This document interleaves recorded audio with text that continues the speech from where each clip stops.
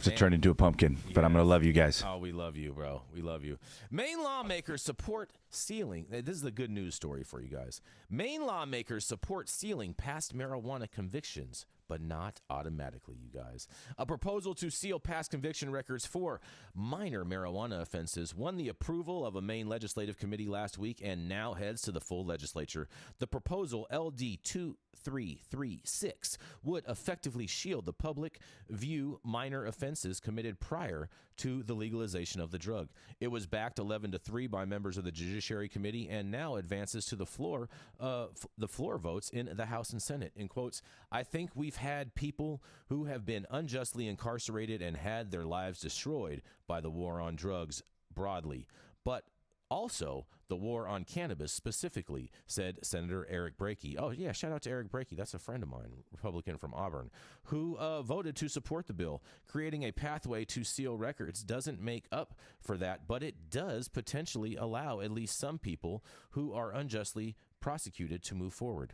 The bill, which came forward in response to recommendations from the state's Criminal Records Review Committee, would allow people with convictions for lower-level marijuana cultivating or possession to appeal to a court to have their records sealed. The list of eligible offenses is limited to things that are now legal or were based on former statutes, and the crimes would need to have been committed prior to legalization of marijuana in Maine in January of 2017. And a majority of committee members rejected another bill which resulted from the Records Review Committee's findings that would allow people with low-level marijuana possession and cultivation crimes to have those records automatically sealed.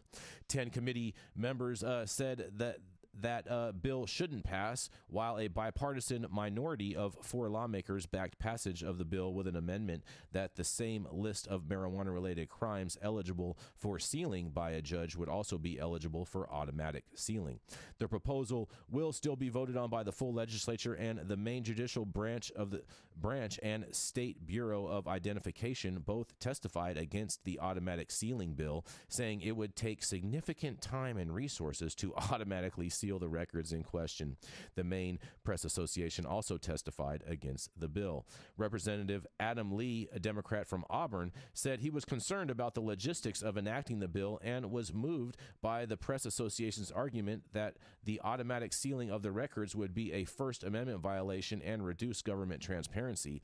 But Representative Matthew Beck, Democrat from South Portland, who, and no relation to me, who voted with the minority, said he worries that the process of appealing to a judge would be easier for people who have greater access to information and legal representation. In a quote, the people at the low end of the economic ladder who are struggling and are likely going to be left out because they just don't know about it, he said. A majority of the committee also voted this week to support 2 other bills that came out of recommendations from the Records Review. One is LD 2218, which would remove the cap in current law that only allows adults age 18 to 27, not anyone older, to have a minor criminal record sealed by a judge. They also endorsed LD 2252, which would establish the Criminal Records Review Committee as a permanent commission. And the committee was established in 2021 as a temporary body to explore ways to help people who have been convicted of crimes and serve their sentences to become productive community members without their convictions holding them back. And Governor Janet Mills submitted testimony against all 4 bills, though they have since undergone amendments. If the governor were to veto any of the bills, a 2/3 vote of the legislature would be needed to override the veto. And Maine is one of at least 31 states that have decriminalized the adult use of cannabis, and many of those states have since re-examined the way they treat criminal offenses related to the drug. About 24 states have expungement or sealing law specific to marijuana offenses, you guys. Any thoughts, Yarrow, on this? My thoughts align with what I had said earlier about the certificate or the pardon and certificate program with the government, which is that anytime you have one of these processes, if it's not automated, if it's not just done systematic, I think it creates a lot of administrative and bureaucratic burden.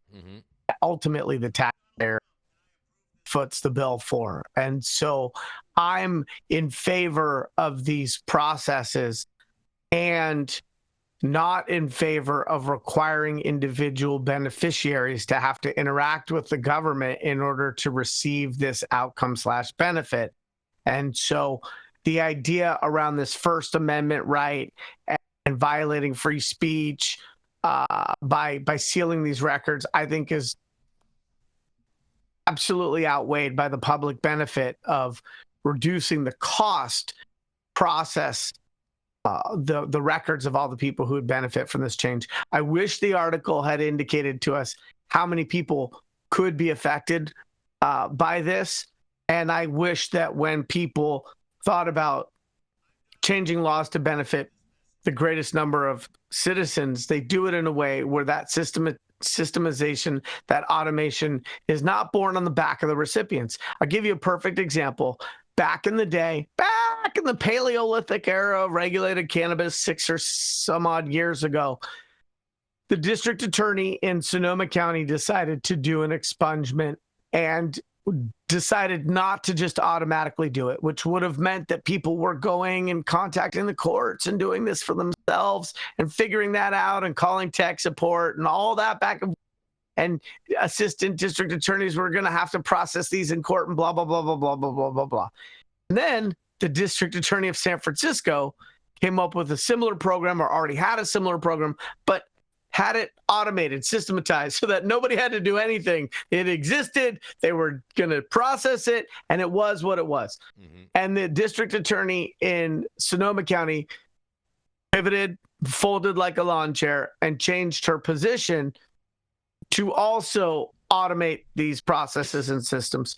So this isn't like a new concept around how we get these changes enacted. And so I think the idea that it's a violation of First Amendment and free speech, I'm not feeling that at all. I think it's progress, and progress needs to be automated. If I have a dishwasher and I have a Roomba, y'all can figure out how to do it on the law side and not have individual citizens have to go back and forth. Because what that lawmaker said about it disproportionately impacting people at the lower end of the socioeconomic spectrum and the burden to them is, in my mind, absolutely accurate and can be avoided. Yeah, no, I think overall this is good. I mean, I'm not surprised to hear that the governor did this, and I do want to send a good shout out to my buddy Eric Brakey. I'm glad you were quoted in that article. I know you do a lot for freedom up there in Maine, so shout out to Eric Brakey. And hopefully this gets passed, and hopefully with a 2/3 majority, so then that way we don't have to worry about whether or not the governor is going to veto it or not. That's my take on it.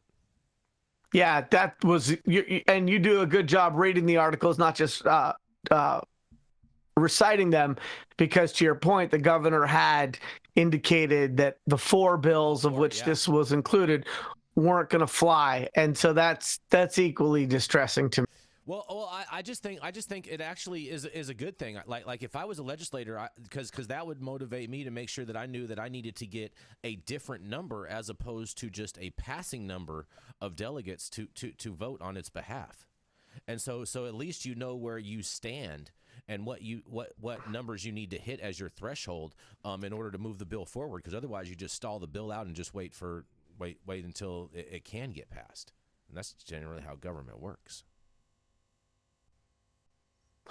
Whatever it takes for progress. I just want to make sure that we're not going through the motions. And some of these things are just theatrical grandstanding. And so legislation that's proposed where there's not clear line of sight on something bipartisan coming out the tail end of that process always alarms me. I want to see stuff get done.